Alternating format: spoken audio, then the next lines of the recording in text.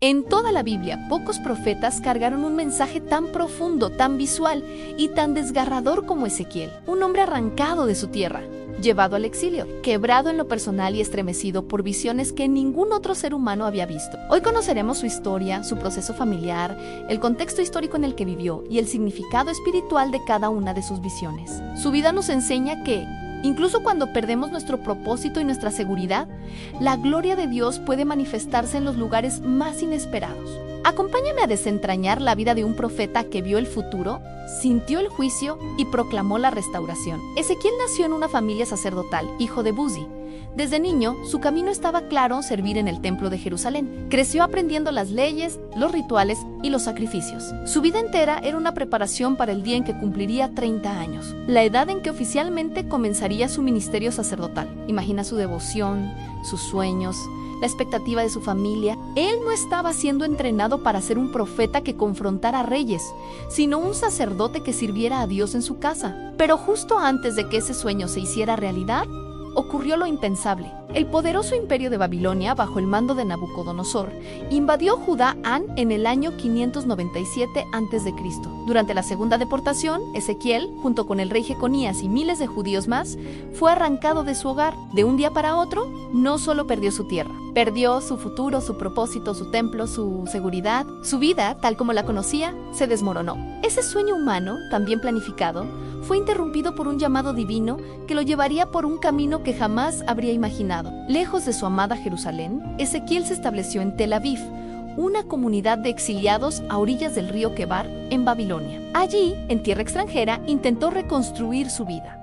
Formó un hogar, tenía una esposa a la que amaba. Tenía una vida a pesar del dolor del exilio, pero un día Dios le dijo algo que ningún hombre querría escuchar, y mucho menos un profeta. Le anunció que su esposa, el deleite de sus ojos, moriría repentinamente, y la instrucción fue aún más dura. No debía llorar, ni hacer duelo, ni mostrar ninguna señal de luto. Imagina ese dolor silencioso, esa obediencia desgarradora. Su tragedia personal se convirtió en un mensaje profético viviente. Su dolor simbolizaba el futuro de Jerusalén. La ciudad sería destruida de forma tan devastadora que su pueblo ni siquiera tendría tiempo o espacio para el duelo. Ezequiel no fue solo un profeta que hablaba palabras de Dios. Fue un hombre quebrado, llamado a predicar desde sus propias heridas. Su vida misma se convirtió en el sermón. El mundo de Ezequiel era un mundo en crisis. Babilonia se había consolidado como el imperio dominante, y Nabucodonosor había invadido Judá varias veces, debilitando al reino y llevándose a sus mejores hombres como exiliados. Al inicio del ministerio de Ezequiel, el templo de Jerusalén todavía estaba en pie, pero la idolatría y la corrupción lo habían profanado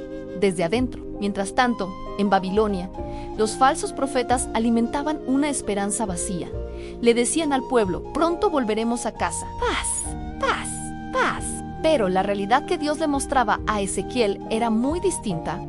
El juicio era inminente y la destrucción de Jerusalén inevitable. Los exiliados se aferraban a la esperanza de un regreso rápido, una restauración fácil. Pero a veces, Dios necesita derrumbar nuestras falsas esperanzas para construir sobre un fundamento sólido su verdadera voluntad y su promesa de una restauración mucho más profunda y duradera. Dios estaba a punto de enseñarles que la verdadera esperanza no estaba en regresar a un edificio, sino en volverse a Él. Y fue allí, junto al río Quebar, donde los cielos se abrieron para Ezequiel. Su primera visión es una de las más complejas y asombrosas de toda la Biblia. Vio una tormenta que venía del norte, una nube inmensa con fuego y un resplandor brillante. Y en medio del fuego vio 4 seres vivientes.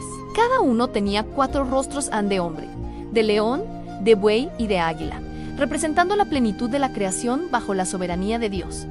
El león simboliza la realeza y la fuerza, el buey, el servicio y el sacrificio, el hombre, la inteligencia y la relación, y el águila, la visión celestial. Junto a ellos había ruedas dentro de ruedas, cubiertas de ojos, que se movían en cualquier dirección sin girar. Estas ruedas representaban la omnisciencia y la omnipresencia de Dios. Él lo ve todo y puede moverse a donde quiere. Este era un mensaje radical para los exiliados, que creían que la presencia de Dios estaba confinada al templo de Jerusalén. Por encima de todo, había un firmamento, y sobre el firmamento un trono de zafiro YN trono. Una figura con apariencia de hombre, rodeada de fuego y resplandor, era la gloria del Señor. El mensaje era claro y poderoso.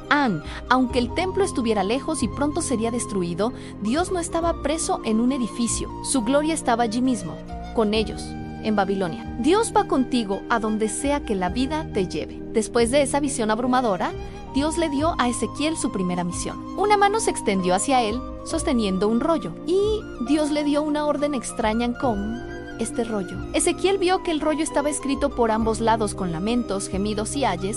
El simbolismo es profundo. El profeta no solo debía leer la palabra de Dios, sino que debía interiorizarla, hacerla parte de su ser. Cuando lo comió, dice que en su boca fue dulce como la miel. ¿Por qué dulce? Porque toda palabra que proviene de Dios es buena y es un privilegio recibirla. Pero aunque su sabor era dulce, su contenido era amargo, pues eran palabras de juicio y destrucción contra su propio pueblo. Esta experiencia representa la tensión que todo siervo de Dios enfrenta. Obedecer a Dios y proclamar su verdad es un gozo, es dulce, pero a menudo el mensaje que debemos llevar o las circunstancias que debemos atravesar para ser obedientes son amargas y dolorosas. La voluntad de Dios a veces sabe dulce en el corazón, pero se vive amarga en la realidad del mundo. Ezequiel fue llamado a digerir el dolor de Dios por el pecado de su pueblo. Luego, en una visión, el Espíritu llevó a Ezequiel a Jerusalén. Lo que vio fue devastador. Dios lo guió a través del templo, pero no el templo de su juventud, sino uno corrompido por la abominación. Vio a los líderes de Israel adorando ídolos en cámaras secretas, a mujeres llorando por un dios pagano llamado Tamuz, y a los ancianos de espaldas al altar adorando a Usou. La casa de Dios se había convertido en un centro de idolatría, y entonces Ezequiel vio lo más terrible de todo. Vio como la gloria de Dios, esa misma presencia radiante que había visto en Babilonia, comenzaba a moverse. Se levantó de entre los querubines, se detuvo en el umbral del templo y luego, lentamente, se elevó sobre la ciudad y se fue. La presencia de Dios abandonó su propia casa. Este es uno de los momentos más trágicos de la Biblia. Nos revela una verdad fundamental. No fue Babilonia la que destruyó el templo. Fue el pecado de Israel lo que provocó que Dios se fuera primero. El edificio quedó vacío de su gloria mucho antes de que los ejércitos enemigos derribaran sus muros. Años después, tras la caída de Jerusalén, cuando la esperanza del pueblo estaba completamente muerta, Dios le dio a Ezequiel una de sus visiones más famosas y poderosas. Lo llevó a un valle lleno de huesos, y la Biblia enfatiza que estaban secos en gran manera. Esto no era una muerte reciente, era una muerte total, absoluta, sin ninguna posibilidad humana de retorno. La imagen perfecta de cómo se sentía Israel en el exilio, un pueblo muerto, disperso y sin futuro. Entonces, Dios le ordenó a Ezequiel que profetizara a esos huesos. Mientras hablaba, se oyó un estruendo y los huesos comenzaron a unirse. Luego se cubrieron de tendones, carne y piel, pero seguían sin vida. Entonces, Dios le ordenó profetizar al Espíritu, al aliento de vida, y el Espíritu sopló sobre ellos, y se levantaron como un ejército inmenso. Esta visión representaba la restauración de Israel, un renacimiento espiritual y nacional después del exilio. Pero su mensaje trasciende la historia. Es una promesa eterna de que Dios puede resucitar lo que tú y yo ya hemos dado por muerto. No importa cuán seca esté tu esperanza, cuán muerta parezca una situación, el Espíritu de Dios tiene el poder de soplar vida donde solo hay muerte. Finalmente, hacia el final de su libro, Ezequiel recibe su última y más detallada visión. Dios lo lleva a una montaña alta y le muestra un nuevo templo. Durante varios capítulos, un guía celestial le da las medidas exactas de cada atrio, cada cámara, cada puerta. No era una reconstrucción del templo de Salomón, sino un diseño nuevo, perfecto y simétrico. Este templo representa la restauración completa y ordenada que Dios planea para su pueblo. Simboliza un futuro donde la santidad, el orden y la justicia de Dios reinarán. Y entonces ocurre el clímax de la gloria de Dios. La misma que Ezequiel vio abandonar el antiguo templo regresa por la puerta oriental y llena la casa. La presencia de Dios vuelve a habitar en medio de su pueblo para siempre. Y de debajo del umbral del templo comienza a fluir un río. Al principio es un arroyo, pero crece hasta convertirse en un río caudaloso que no se puede cruzar. A donde quiera que fluye este río, sana las aguas y da vida a todo lo que toca. Es un símbolo poderoso del Espíritu Santo que fluye desde la presencia de Dios,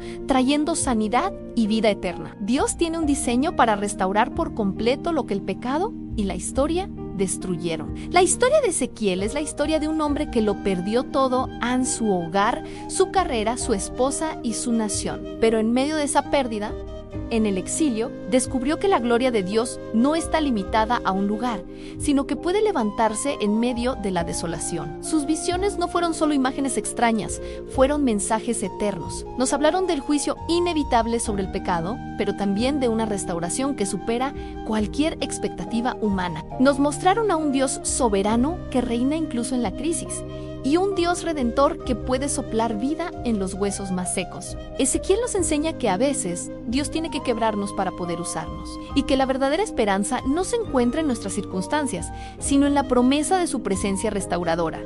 Gracias por acompañarme en este viaje. Si te ha gustado, no olvides suscribirte y seguirnos para más historias como esta.